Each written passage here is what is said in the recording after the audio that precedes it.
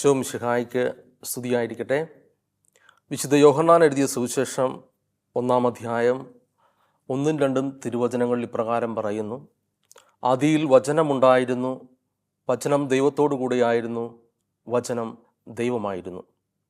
നമുക്ക് ഒരു നിമിഷം കണ്ണുകളടച്ച് പ്രാർത്ഥിക്കാം. നമ്മൾ ഇന്ന് കേൾക്കാൻ പോകുന്ന വചനം ലോകത്തിൻ്റെ ഏത് ഭാഗത്തിരുന്ന് കേൾക്കുന്ന എല്ലാ മക്കളെയും, നമ്മൾ കേൾക്കുന്ന വചനത്തെയും പരിശുദ്ധ അമ്മയുടെ വിമല ഹൃദയത്തിന് സമർപ്പിച്ച് നമുക്ക് പ്രാർത്ഥിക്കാം. അമ്മയുടെ കാപ്പയിൽ നമ്മൾ പൊതിഞ്ഞു പിടിച്ച് സംരക്ഷിക്കട്ടെ. പരിശുദ്ധാത്മാവിൻ്റെ മണവാട്ടിയായ പരിശുദ്ധ അമ്മ നമുക്ക് സഹായകമായി കൂടെ എപ്പോഴും ഉണ്ടാകട്ടെ. ലോകത്തിൽ അർപ്പിക്കപ്പെടുന്ന പരിശുദ്ധ ബലിയിലേക്ക്, ആ ബലിയിലെ അൾത്താരയിലേക്ക് നമ്മുടെ വചന ശുശ്രൂഷയെ സമർപ്പിച്ച് പ്രാർത്ഥിക്കാം. ആ പരിശുദ്ധ ബലിപീഠത്തിൽ നിന്നൊഴുകുന്ന തിരുരക്തത്താൽ കഴുകി വിശുദ്ധീകരിക്കാനായി നമുക്ക് പ്രാർത്ഥിക്കാം. ഈ കേൾക്കുന്ന എല്ലാ മക്കളെയും ദൈവം സമൃദ്ധമായി അനുഗ്രഹിക്കട്ടെ എന്ന് പ്രാർത്ഥിച്ചുകൊണ്ട്, പിതാവിൻ്റെയും പുത്രൻ്റെയും പരിശുദ്ധാത്മാവിൻ്റെയും നാമത്തിൽ ആമേൻ. Praise the lord. ഈശോ മിശിഹായ്ക്ക് സ്തുതിയായിരിക്കട്ടെ. ഞാനിവിടെ നിൽക്കുമ്പോൾ തന്നെ വലിയ ഒരു സന്തോഷമാണ് എനിക്കിവിടെ നിൽക്കാൻ സാധിക്കുക എന്നുള്ളത്. കാരണം എൻ്റെ ജീവിതം വചനം ജീവനുള്ളതാണെന്ന് ഞാൻ തിരിച്ചറിഞ്ഞതിന് ശേഷമാണ് എൻ്റെ ജീവിതത്തിൽ സന്തോഷം ഒരുപാട് എനിക്ക് ലഭിക്കാൻ ഇടയായത്. കാരണം ഈ വചനം എടുത്തുകൊണ്ട് ഞാനിവിടെ നിൽക്കുന്നത് തന്നെ ഈ ദൈവവചനം ജീവനുള്ളതാണ് എന്ന് തിരിച്ചറിഞ്ഞത് കൊണ്ടാണ്. ഈ വചനം കേട്ടുകൊണ്ടിരിക്കുന്ന നമ്മളെല്ലാവരും മനസ്സിലാക്കണം, നമ്മുടെ കയ്യിൽ ബൈബിളുണ്ട്, നമ്മുടെ കുടുംബങ്ങളിൽ ബൈബിളുണ്ട്, നമ്മുടെ വ്യക്തിപരമായി നാം പ്രാർത്ഥിക്കുന്ന ഓരോ വ്യക്തികളുടെ കയ്യിൽ ബൈബിളുണ്ട്. നാം എത്ര പേർ തിരിച്ചറിയുന്നു ഈ ദൈവവചനത്തിന് ജീവനുള്ളതാണ് എന്ന്?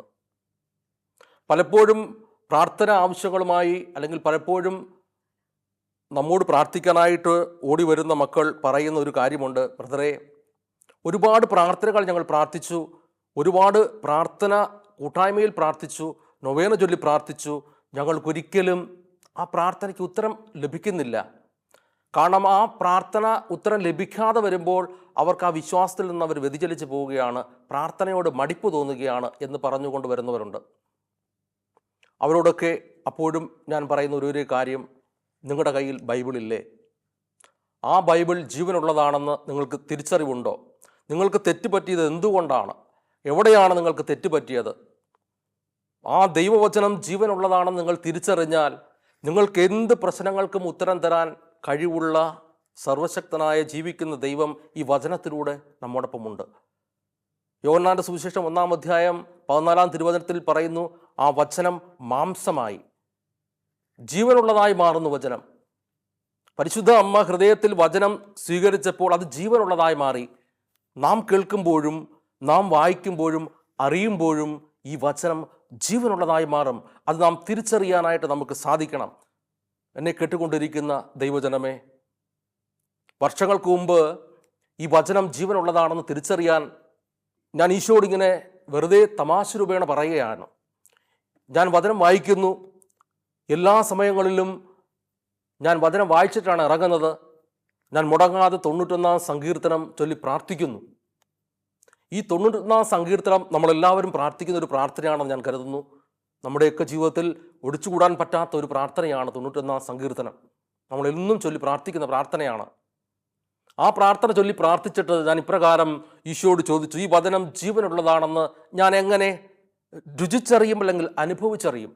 ഒരു അനുഭവം എനിക്ക് തരണമേ എന്ന് ഞാൻ ഈ വചനം വായിച്ചുകൊണ്ട് തമാശയ്ക്ക് പറഞ്ഞതാണ്. പക്ഷേ ജീവനുള്ള ദൈവത്തിൻ്റെ ജീവിക്കുന്ന വചനമാണെന്ന് തിരിച്ചറിയാൻ ദൈവം, ഞാൻ പ്രാർത്ഥിച്ചു തീരുന്നില്ല മണിക്കൂറുകൾക്കുള്ളിൽ എനിക്ക് അനുഭവത്തിലൂടെ വലിയൊരു സത്യം മനസ്സിലാക്കി തന്നു: ഈ വചനം ജീവനുള്ളതാണെന്ന്. അത് ചുരുങ്ങിയ സമയത്ത് നിങ്ങളോട് ഞാനൊന്ന് സൂചിപ്പിക്കുകയാണ് എന്താണ് അനുഭവം എന്ന്. സൗദി അറേബ്യയിൽ ഞാൻ ജോലി ചെയ്യുന്ന സമയം, രാവിലെ യാത്ര ചെയ്യാനായി കമ്പനി വണ്ടി വരുന്നു, ഓഫീസിൽ എന്നെ കൊണ്ടുപോകാനായിട്ട് ഓഫീസിൽ സ്റ്റാഫ് വരുന്നു, വണ്ടിയിൽ പോകുന്നു. 210-240 മൈൽസ് സ്പീഡിൽ ആ വണ്ടി ഓടിക്കുന്നു. വണ്ടി പെട്ടെന്ന് ആക്സിഡൻ്റ് ഉണ്ടാകുന്നു. ആക്സിഡൻ്റ് ആയി കഴിഞ്ഞിട്ട് മരണത്തോട് മല്ലിടുന്ന അവസ്ഥയിലേക്ക്, വണ്ടി മുഴുവൻ തവിട് പൊടിയാകുന്ന അവസ്ഥയിലേക്ക് പോകുന്നു. ഏറ്റവും ഫ്രണ്ടിൽ ഡ്രൈവറോടൊപ്പം ഞാനിരുന്ന് ഇതെല്ലാം കണ്ടുകൊണ്ടിരിക്കുകയാണ്. അപ്പോഴും എൻ്റെ മനസ്സിലേക്ക് തോന്നലുകൾ വരുന്നില്ല. ഈ വചനം ഞാൻ രാവിലെ ഈശോയോട് പറഞ്ഞു, വചനം സംരക്ഷണ വചനമാണ്, ഇത് ജീവനുള്ളതാണോ എന്ന് വെറുതെ ഞാൻ തമാശയ്ക്ക് പറഞ്ഞതാണ്. പക്ഷേ ആ അപകടത്തിൽ നിന്ന് ഓടിക്കൂടിയ ഫയർഫോഴ്സ്, പോലീസുകാർ, സൗദി സിസ്റ്റം, ആംബുലൻസ് സഹിതം അവരെത്തി. കാരണം അവർ വന്ന് എന്നോട് ചോദിച്ചൊരു കാര്യമുണ്ട്, ഇപ്പോഴും ജീവനോടിരിക്കുന്നോ? ഞങ്ങൾ ബോഡി കൊണ്ടുപോകാനായിട്ടാണ് ഓടി വന്നത്. കാരണം ഈ ഒരു ആക്സിഡൻറ്റ് കേസിൽ മരണമേ സംഭവിക്കുകയുള്ളൂ. അപ്പോഴും എൻ്റെ മനസ്സിലേക്ക് തോന്നൽ വരുന്നില്ല ഞാൻ രാവിലെ ഈശോയോട് ചോദിച്ച കാര്യം. അപ്പോഴവർ പറഞ്ഞു, എൻ്റെ കഴുത്തിൽ ജപമാല കണ്ടിട്ട് ജപമാലയിൽ ഞാൻ കുരിശിൽ പിടിച്ചുകൊണ്ട് ഇങ്ങനെ പ്രാർത്ഥിക്കുമ്പോൾ ആ സൗദി പോലീസ് എന്നോട് ചോദിക്കുകയാണ്. പലരും എന്നോട് പറഞ്ഞു ജപമാല കഴുത്തിലിടാൻ പാടില്ല, അവിടെ പ്രശ്നമാണ്, പോലീസ് കണ്ടാൽ പ്രശ്നമാണ്. അപ്പോൾ ഞാൻ ഈ ജപമാലയിൽ കുരിശിൽ പിടിച്ചുകൊണ്ട് ഇങ്ങനെ പ്രാർത്ഥിച്ചുകൊണ്ട് നിൽക്കുമ്പോൾ സൗദി പോലീസിനോട് ചോദിക്കുന്നുണ്ട്, താൻ ക്രിസ്ത്യനാണോ? അപ്പോൾ ഞാൻ പറഞ്ഞു, അതേ, ഞാൻ ക്രിസ്ത്യനാണ്. ഞാൻ എവിടെയും അഭിമാനത്തോട് ഞാൻ തലയുയർത്തി പറയും, ഞാൻ ക്രിസ്ത്യാനിയാണ്, ക്രിസ്തുവിൻ്റെ അനുയായിയാണ് ഞാൻ എന്ന് ഞാൻ ആ സൗദി പോലീസിനോട് പറയുമ്പോൾ ആ വ്യക്തി എന്നോട് പറഞ്ഞൊരു കാര്യമുണ്ട്, നിന്റെ ദൈവം ജീവനുള്ള ദൈവമാണ്. Hallelujah, hallelujah. മനസ്സിൽ നിങ്ങൾ സന്തോഷത്തോട് പറയണം, നമ്മുടെ ജീവനുള്ള ദൈവമാണെന്ന് പറഞ്ഞത് ആര്? ഞാനല്ല പറഞ്ഞത്, ഒരു അറബി പോലീസ് എന്നോട് പറയുകയാണ്. കാരണം അവർ പറഞ്ഞതിന് റീസൺ ഇതാണ്. എന്നോട് പറഞ്ഞത്, ഈ ഒരു സിറ്റുവേഷനിൽ ഒരു വ്യക്തിയും ജീവനോടെ ഞങ്ങൾ കൊണ്ടുപോയിട്ടില്ല, ബോഡി ഞങ്ങൾ കയറ്റിവിടാനുള്ളതാണ്, അത് ഈ ആക്സിഡൻ്റാണ് നടന്നത്. പക്ഷെ നിങ്ങൾ എങ്ങനെ രണ്ടുപേരും ജീവനോട് ഇപ്പോഴും ഇരിക്കുന്നു, ഞങ്ങൾക്ക് വിശ്വസിക്കാൻ കഴിയുന്നില്ല. അപ്പോഴാണ് പരിശുദ്ധാത്മാവ് ഈ ആക്സിഡൻറ്റ് നടക്കുന്ന സമയത്ത് എൻ്റെ മനസ്സിലേക്ക് തോന്നൽ തന്നു, രാവിലെ ഞാൻ പോയ കാര്യങ്ങളും പറഞ്ഞ കാര്യങ്ങളും. അപ്പോഴും ദൈവം എന്നോട് പറഞ്ഞു, ഭയപ്പെടേണ്ട, ഞാൻ നിന്നോട് കൂടെയുണ്ട്. ഈ വചനം ജീവനുള്ളതാണെന്ന് എനിക്ക് തിരിച്ചറിവ് തന്നു. ദൈവം അനുഭവത്തിലൂടെ എന്നെ വഴി നടത്തിക്കൊണ്ട് വന്നപ്പോൾ വീണ്ടും ഞാൻ ഈ വചനം നെഞ്ചോട് ചേർത്ത് പിടിക്കാൻ തുടങ്ങി. എന്നെ കേട്ടുകൊണ്ടിരിക്കുന്ന ദൈവത്തിൻ്റെ ജനമേ, ലോകത്തിൻ്റെ ഏത് ഭാഗങ്ങളിലിരുന്ന് കേൾക്കുകയാണെങ്കിലും ഈ ഒരു തീരുമാനം ഇന്നെടുത്തു. നിങ്ങളുടെ ജീവിതത്തിൽ എന്ത് തന്നെ പ്രതിസന്ധികൾ നിങ്ങൾ തരണം ചെയ്യണമെങ്കിലും, എന്ത് പ്രതികൂല സാഹചര്യങ്ങളോടെ നിങ്ങൾ കടന്നു പോകുന്ന വ്യക്തിയാണെങ്കിലും വചനമെടുത്തോ. ഇന്ന് ദൈവത്തിൻ്റെ വചനമെടുത്തോ. കാരണം നമ്മൾ പ്രഭാതത്തിൽ എഴുന്നേൽക്കുമ്പോൾ നമ്മുടെ കയ്യിൽ വചനമുണ്ട്, നമ്മുടെ കയ്യിൽ മൊബൈലുമുണ്ട്. നമ്മൾ ആദ്യം കൈ പോകുന്നത് മൊബൈലിലേക്കായിരിക്കാം. മെസ്സേജുകൾ നോക്കാൻ എന്താണ്, നമ്മുടെ അടുത്തിരിക്കുന്ന ബൈബിളിലാണോ നമ്മൾ പ്രഭാതത്തിൽ തുടക്കത്തിൽ നാം വചനം വായിച്ചാണോ എൻ്റെ ജീവിതം തുടങ്ങുന്നത്? നമ്മളൊന്ന് ആത്മപരിശോധന ചെയ്യുന്നത് എപ്പോഴും നല്ലതായിരിക്കും. കാരണം ഇത് മൊബൈലിലേക്ക് നമ്മൾ നോക്കി നമ്മുടെ ചിന്ത മുഴുവൻ അതിനഡിക്റ്റ് ആകുകയാണോ? ദൈവവചനത്തിൽ പ്രഭാതത്തിൽ തന്നെ ദൈവവചനത്തോട് ചേർന്ന് എൻ്റെ ജീവിതം ആരംഭിക്കുകയാണോ? നമ്മൾ സ്വയം ആത്മപരിശോധന ചെയ്തുകൊണ്ട് നമ്മൾ ഇന്നു മുതൽ ഒരു തീരുമാനമെടുക്കുകയാണെങ്കിൽ ഞാൻ ഉറപ്പായും യേശുവിൻ്റെ നാമത്തിൽ ഇവിടെ നിന്ന് പറയും, എന്നെ അനുഗ്രഹിച്ച് ജീവൻ നൽകി പരിപാലിക്കുന്ന, ഇന്നും ജീവിക്കുന്ന ദൈവം ഈ വചനമെടുത്ത് ഇന്ന് പ്രാർത്ഥിക്കുന്ന, ഈ വചനം കേട്ടുകൊണ്ട് നിങ്ങൾ പ്രാർത്ഥിക്കുന്ന ലോകത്തിൻ്റെ ഏത് കോണിൽ നിങ്ങൾ ഈ വചനം കേട്ടുകൊണ്ടിരുന്നാലും ഇന്ന് തീരുമാനമെടുത്തോ, വചനമെടുത്തോ, പ്രാർത്ഥിച്ചോ, നിങ്ങളൊരു അനുഗ്രഹമായി മാറും. നിങ്ങൾ മാത്രമല്ല, നിങ്ങളുടെ കുടുംബം മുഴുവൻ ഒരു അനുഗ്രഹമായി മാറും. ഈശോ മാറ്റും. കാരണം വചനം ജീവനുള്ളതാണ്, വചനം സൗഖ്യദായകമാണ്, വചനം ഇന്നും ജീവിക്കുന്ന ദൈവമാണ്. ഈ ജീവിക്കുന്ന ദൈവത്തെ മാറ്റി നിർത്തിയിട്ട് ഞാൻ ഓടുകയാണ് പല സ്ഥലങ്ങളിലേക്ക് പ്രാർത്ഥനകൾക്കായിട്ടും അതിനും ഇതിനുമൊക്കെ. ദൈവവചനം എടുക്കാൻ സമയമില്ല, ദൈവവചനത്തോട് ആലോചന ചോദിക്കാൻ സമയമില്ല, അല്പസമയം ദൈവവചനത്തിന് മുമ്പിലിരിക്കാൻ സമയമില്ല. അപ്പോൾ ഞാൻ തിരിച്ചറിഞ്ഞതുകൊണ്ടാണ് ഞാനിത് ഇത്രയും ദൃഢമായി വിശ്വാസത്തോട് നിങ്ങളോട് പറയുന്നത്. നമ്മളെ രക്ഷിക്കാൻ ഈ ഈശോ വചനത്തിലൂടെ നമ്മോട് സംസാരിക്കും. യാത്രയുടെ യാമങ്ങളിൽ നിന്ന് പ്രാർത്ഥിക്കുമ്പോൾ, വചനമെടുത്ത് പ്രാർത്ഥിക്കുമ്പോൾ വചനത്തിലൂടെ ഈശോ നമ്മോട് സംസാരിക്കും. ഈ വചനത്തിലൂടെ ഈശോ എന്നോട് സംസാരിക്കുന്നത് കേൾക്കാൻ എനിക്ക് സാധിക്കുമോ? ഞാൻ ഇന്ന് സമയം കണ്ടെത്താറുണ്ടോ? അതോ പ്രാർത്ഥനകൾ മാത്രം ഈശോയുടെ മുമ്പിൽ സമർപ്പിച്ചിട്ട് ഞാൻ പോവുകയാണോ? എന്തുകൊണ്ടാണ് എനിക്ക് അനുഗ്രഹം പ്രാപിക്കാത്തത്? വെളിപാട് പുസ്തകം 1-ാം അധ്യായം 3-ാം തിരുവചനത്തിൽ ഇപ്രകാരം പറയുന്നുണ്ട്, ഈ പ്രവചനത്തിലെ വാക്കുകൾ വായിക്കുന്നവരും കേൾക്കുന്നവരും ഇതിൽ എഴുതപ്പെട്ടിരിക്കുന്നത് പാലിക്കുന്നവരും അനുഗ്രഹീതർ. എന്നാൽ സമയം അടുത്തെത്തിയിരിക്കുന്നു. ഈ വചനം കേൾക്കുന്നവർ അനുഗ്രഹീതരാണ്, ഇത് വായിക്കുന്നവർ അനുഗ്രഹീതരാണ്, ഇത് പാലിക്കുന്നവർ അനുഗ്രഹീതരാണ്. അപ്പോൾ ഈ വചനം ആര് വായിച്ച് കേട്ട് ഇത് പാലിച്ചാൽ അനുഗ്രഹം ആ വ്യക്തിയെ മാത്രമല്ല, ആ വ്യക്തിയുടെ കുടുംബം, ആ വ്യക്തിയുടെ ജോലി മേഖല, ഏത് മേഖലയിലും ദൈവം അനുഗ്രഹമായി മാറും.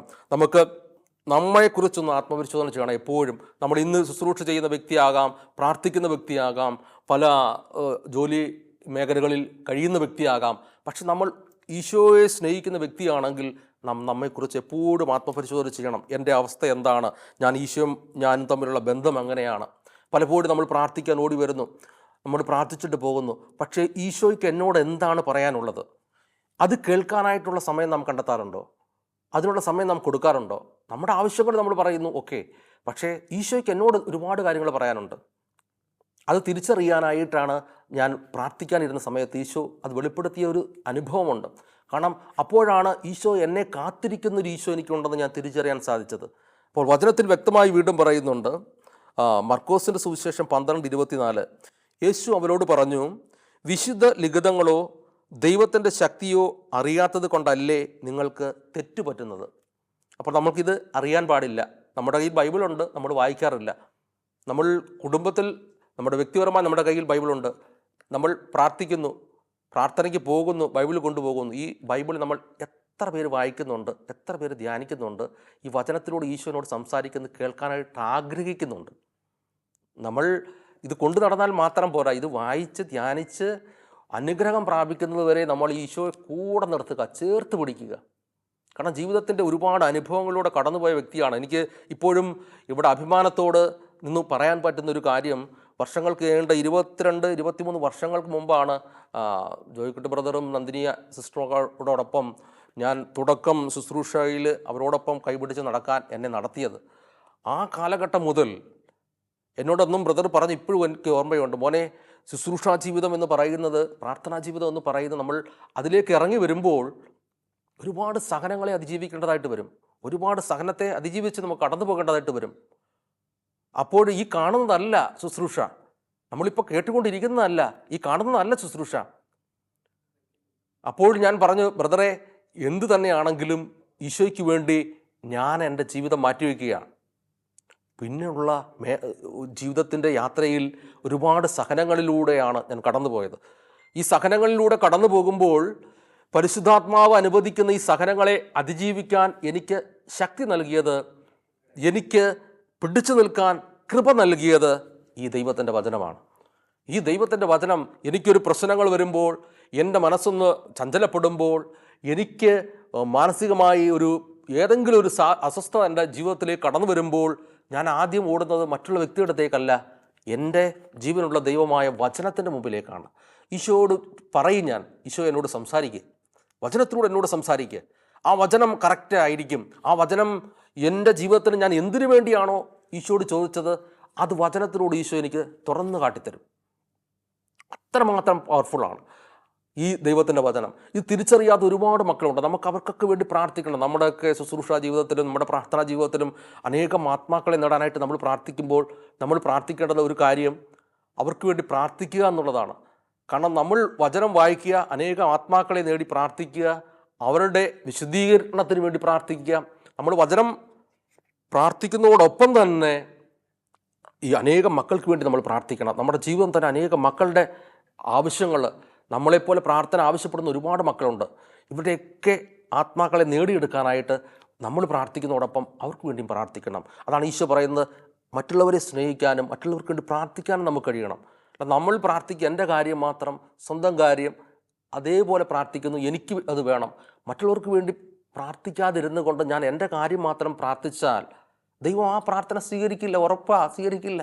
കാരണം ഈശോ പറയുന്നുണ്ട്, നീ നിന്നെ സ്നേഹിക്കുന്നെങ്കിൽ നീ മറ്റുള്ളവരെ, നിന്നെ എത്രമാത്രം നീ സ്നേഹിക്കുന്നു അതേപോലെ മറ്റുള്ളവരെ നീ സ്നേഹിക്കാൻ നിനക്ക് കഴിയണം. എനിക്കത് കഴിയാൻ പറ്റില്ലെങ്കിൽ, ഞാൻ അങ്ങനെ മറ്റുള്ളവരെ സ്നേഹിക്കാൻ പറ്റുന്നില്ലെങ്കിൽ ഞാൻ ഈശോയെ എങ്ങനെ സ്നേഹിക്കും?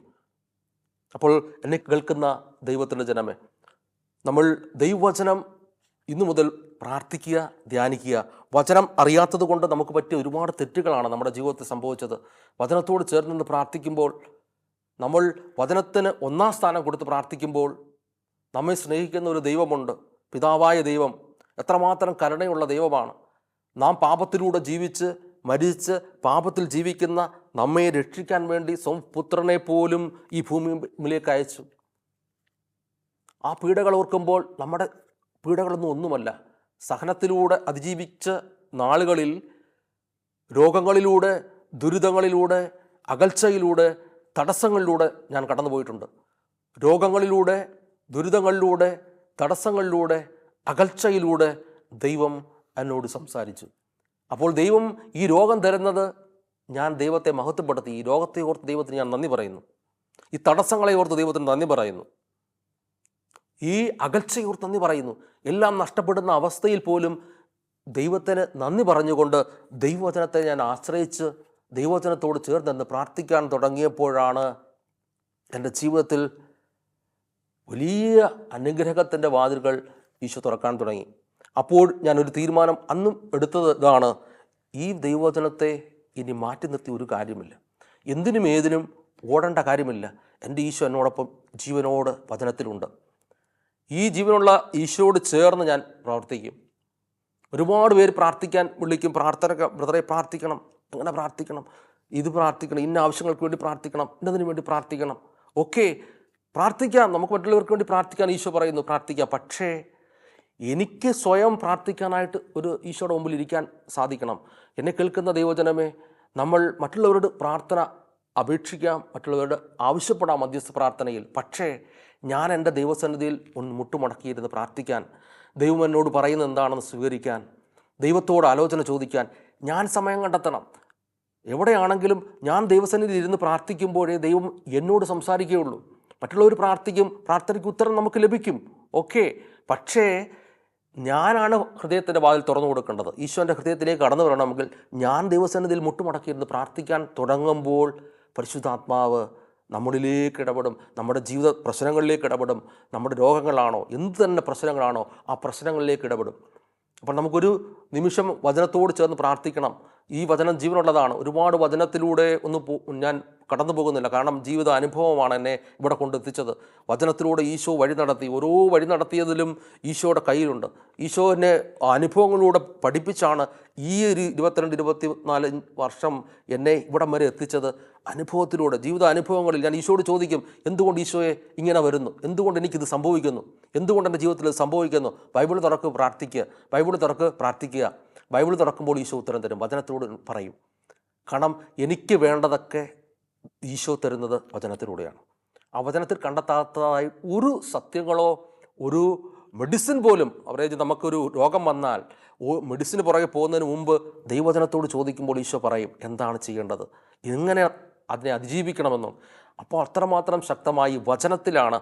ഞാനിന്ന് രാവിലെ പ്രാർത്ഥിക്കാനായിട്ട് ഒരു ടോക്ക് കൊടുക്കാനായിട്ട് വന്നത് വേറൊരു വിഷയമാണെങ്കിൽ പോലും, പക്ഷെ ഇവിടെ വന്ന് പ്രാർത്ഥിച്ചപ്പോൾ ഈശോ പറയുന്നു, വചനം, നീ അനുഭവിച്ച വചനം, നിന്നോട് സംസാരിച്ച വചനം, നിനക്ക് ജീവൻ നൽകി നിന്നെ ഉറപ്പായും നിലനിർത്തിക്കൊണ്ടിരിക്കുന്ന ഈ വചനത്തെക്കുറിച്ചാണ് നീ പറയുക, അതാണ് നീ പറയേണ്ടത്. അപ്പോൾ അതുകൊണ്ട് എന്നെ കേൾക്കുന്ന ദൈവജനമേ, ലോകത്തിൻ്റെ ഏത് ഭാഗങ്ങളിൽ നിങ്ങൾ കേൾക്കുകയാണെങ്കിലും വിശ്വാസത്തോട് 100 എത്ര ശതമാനം ഉറപ്പിൽ എനിക്ക് പറയാൻ പറ്റും, നിങ്ങൾ ഇന്ന് എന്ത് തന്നെ ഭാരപ്പെടുന്നൊരു വിഷയത്തിൽ ഇരിക്കുന്ന വ്യക്തിയാണെങ്കിലും, എന്ത് നേടിയെടുക്കാൻ പറ്റാത്ത അസ്വസ്ഥപ്പെടുന്ന വ്യക്തിയാണെങ്കിലും, ഒരുപാട് പ്രാർത്ഥനകൾ ചെയ്ത് നിങ്ങൾ തളർന്നിരിക്കുന്ന വ്യക്തിയാണെങ്കിലും, നിങ്ങൾ നിങ്ങളുടെ പ്രാർത്ഥന മുറിയിൽ ഇരിക്കുക, ദൈവവചനം എടുക്കുക, ഈശോയോട് പറയുക, ഈശോ എന്നോട് സംസാരിക്കാൻ പറയുക. ഈ വചനം യേശുക്രിസ്തുവാണെന്ന് വിശ്വസിച്ചുകൊണ്ട് ഹൃദയത്തിൽ വിശ്വസിക്കണം, ഇത് ജീവനുള്ള ദൈവമാണ്, ഇത് ജീവിക്കുന്ന ദൈവമാണ്, എന്നെ രക്ഷിക്കാൻ കഴിവുള്ള ജീവനുള്ള ദൈവം എന്നോടൊപ്പം വചനത്തിലുള്ളപ്പോൾ ഈ വചനം ഞാൻ തുറന്നങ്ങോട്ട് പ്രാർത്ഥിക്കാൻ എടുക്കുമ്പോൾ ഈശോ എന്നോട് സംസാരിക്കും. അതിനുത്തരം നമുക്ക് ലഭിക്കും. നമുക്ക് ഈ എന്നെ കേട്ടുകൊണ്ടിരിക്കുന്ന എല്ലാ മക്കളും ഒരു നിമിഷം ഈ വചനത്തിൻ്റെ വലിയ വില കൊടുത്ത്, ഈ വചനം വില കൊടുത്ത് നമ്മൾ സ്വന്തമാക്കേണ്ട ഒന്നാണ്. കാരണം ഞാനും പല സ്ഥലങ്ങളിൽ ചെല്ലുമ്പോൾ കാണുന്നുണ്ട്, ഈ വചനത്ത് ഒരു ബഹുമാനം പോലും നൽകാതെ വചനത്തെ മാറ്റി നിർത്തി കാണിക്കുന്ന ഒരുപാട് കാര്യങ്ങൾ. നമുക്ക് മനസ്സിലുമായിട്ട് ഒരുപാട് വിഷമങ്ങൾ തോന്നാറുണ്ട്.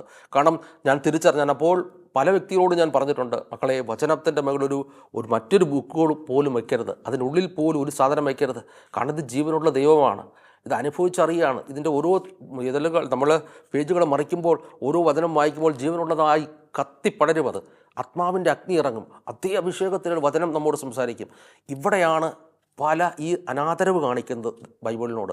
എന്നെ കേൾക്കുന്ന ദൈവജനമേ, ഇന്നു മുതൽ ഒരു തീരുമാനമെടുക്കുക. യേശുവിൻ്റെ നാമത്തിൽ നിങ്ങളോട് ഞാൻ താഴ്മയോട് പറയുക, ഈ ദൈവവചനത്തെ അനാദരവ് കാണിക്കാതെ നിങ്ങൾ ഹൃദയത്തോട് നിങ്ങളുടെ നെഞ്ചോട് ചേർത്ത് പിടിച്ചാൽ അത് ഈശോയാണ് പിടിക്കുന്നത്.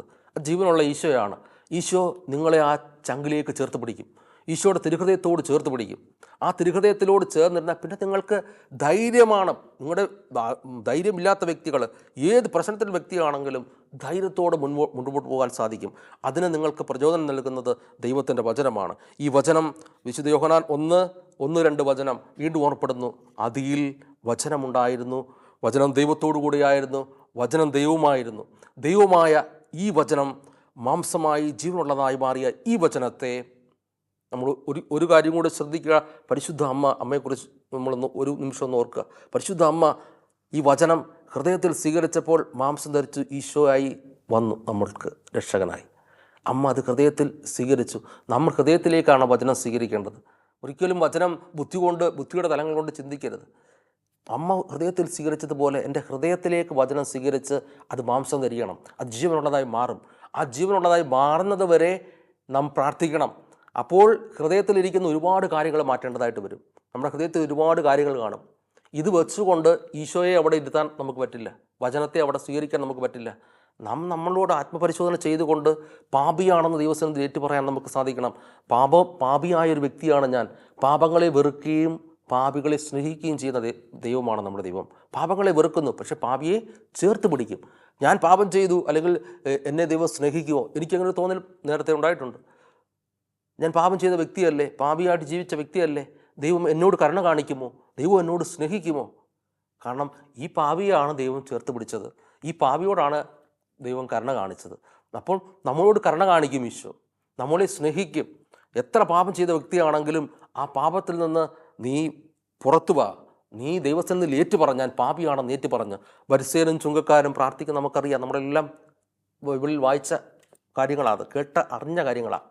പരിസേൻ പ്രാർത്ഥിച്ചതും ചുങ്കക്കാരൻ ഒറ്റ കാര്യം പ്രാർത്ഥിച്ചുള്ളൂ, പാപിയായ എന്നോട് കരുണയായിരിക്കണമെന്ന് പ്രാർത്ഥിച്ചുള്ളൂ. ഇന്ന് നാം കാണുന്ന ഒരുപാട് കാഴ്ചകൾ നമ്മൾ കാണുന്നുണ്ട്. പ്രാർത്ഥനക്കാർ എന്ന് എന്നോടൊപ്പം ശുശ്രൂഷ ചെയ്യുന്നവരുണ്ടാവാം, ഒരുപാട് ശുശ്രൂഷകരുണ്ടാകാം, പ്രാർത്ഥനാ ജീവിതത്തിൽ മുമ്പോട്ട് പോകുന്ന വ്യക്തികളുണ്ടാകാം.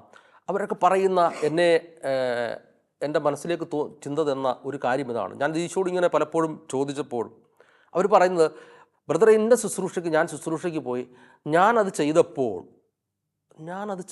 അല്ലെങ്കിൽ ഞാനത് ശുശ്രൂഷ ചെയ്തപ്പോൾ അത് വലിയൊരു അനുഗ്രഹമായി മാറി. അപ്പം ഞാനിങ്ങനെ ചിന്തിച്ചു, ഈശോയെ, അവിടെ ഈശോയ്ക്ക് സ്ഥാനമില്ലേ? എൻ്റെ മനസ്സിലേക്ക് വെറുതെ ഒരു തോന്നൽ വന്നതാണ്. ഞാനിപ്പോൾ ചോദിച്ചു, ഞാനെന്ന ഒരു ചിന്തയിലേക്ക് എൻ്റെ ശുശ്രൂഷ ജീവിതം പോയാൽ, അപ്പം ഞാനും പലപ്പോഴും അങ്ങനെ പറഞ്ഞിട്ടുണ്ട്, അത് ശരിയാണോ? ഒരിക്കലും അത് ശരിയല്ല എന്ന് ഈശോ ബോധ്യം തന്നു. കാരണം ഞാനെന്ന ഭാവം എപ്പോഴും എന്നിൽ നിന്ന് ഇറക്കി വയ്ക്കുക. ദൈവസന്നിധിയിൽ എന്നിലേക്ക് ഈ സംസാരിക്കാനുള്ള കൃപ തരുന്നതും ഈ അതരത്തിലൂടെ വരുന്ന ഓരോ വാക്കുകളും തരുന്നതും പരിശുദ്ധാത്മാവാണ്. അത് ഈശോ അനുവദിച്ച് തരുന്നതാണ്. അത് ഈശോയാണ് സംസാരിക്കുന്നത്. ഞാൻ വെറും ഒരു ദാസനായി നിൽക്കുന്നതെന്ന് മാത്രമേ ഉള്ളൂ. ഈ ഒരു ചിന്ത വരുമ്പോൾ ദൈവമാണ് എന്നിലൂടെ സംസാരിക്കുന്നത്, ദൈവമാണ് എന്നെ വഴി നടത്തുന്നത്. ദൈവമില്ലാതെ എനിക്കൊരു ശുശ്രൂഷ ചെയ്യാൻ പറ്റില്ല. ഈശോ അനുവദിക്കാതെ, ഈശോ എന്നിൽ പ്രവർത്തിക്കാതെ, പരിശുദ്ധാത്മാവ് എന്നിൽ പ്രവർത്തിക്കാതെ എനിക്കൊരു ശുശ്രൂഷ ചെയ്യാൻ പറ്റില്ല. അപ്പോൾ ഈ ശുശ്രൂഷ ചെയ്തതും അനുഗ്രഹമായതും ഈശോയാണ്. അവിടുത്തെ നാമം മഹത്വപ്പെടട്ടെ എന്ന് പ്രാർത്ഥിക്കാനായിട്ട് ദൈവത്തിൻ്റെ പരിശുദ്ധാത്മാവ് ബോധ്യം തന്നു. അതിനുശേഷം ഞാനും പ്രാർത്ഥിക്കാൻ തുടങ്ങി. ഒരു ശിശുവിനെ പോലെ ഇരുന്ന് ദൈവത്തിൽ നിന്ന് പ്രാർത്ഥിക്കാൻ തുടങ്ങി. ഓരോ പ്രഭാതത്തിലും ഒരു ശിശുവിൻ്റെ മനോഭാവത്തോടുകൂടി, ഈശോ പറഞ്ഞല്ലേ, ഈ ശിശുവിനെ പോലെ ആകാനാണ് പറയുന്നത്. കാരണം ഈശോയ്ക്ക് അറിയാം നമ്മളൊന്ന് ശിശുവിനെ പോലെ ആകാൻ ഇച്ചിരി പ്രയാസമാണ്. പക്ഷെ ആ ശിശുവിനെ പോലെ ആയാൽ മാത്രമേ യഥാർത്ഥ പരിശുദ്ധാത്മാവിൻ്റെ കൃപയിൽ നിലനിൽക്കാനും, കൃപയിൽ നിലനിന്നുകൊണ്ട് ശുശ്രൂഷയിലേക്ക്, ഒരു ശുശ്രൂഷാ ജീവിതത്തിലേക്ക് ഒരു അനേകം ആത്മാക്കളെ നേടുന്ന, വചനം അനേകം മക്കൾക്ക് നൽകുന്ന, അനേകം ആത്മാക്കളെ ഈശോയിലേക്ക് അടുപ്പിക്കുന്ന ഒരു വ്യക്തിയായി, ഒരു ശുശ്രൂഷകനായി മാറാൻ സാധിക്കുകയുള്ളൂ. അപ്പോൾ എന്നെ കേട്ടുകൊണ്ടിരിക്കുന്ന ദൈവത്തിൻ്റെ ജനമേ, നമ്മുടെ നിമിഷം നമുക്ക് പ്രാർത്ഥിക്കാം.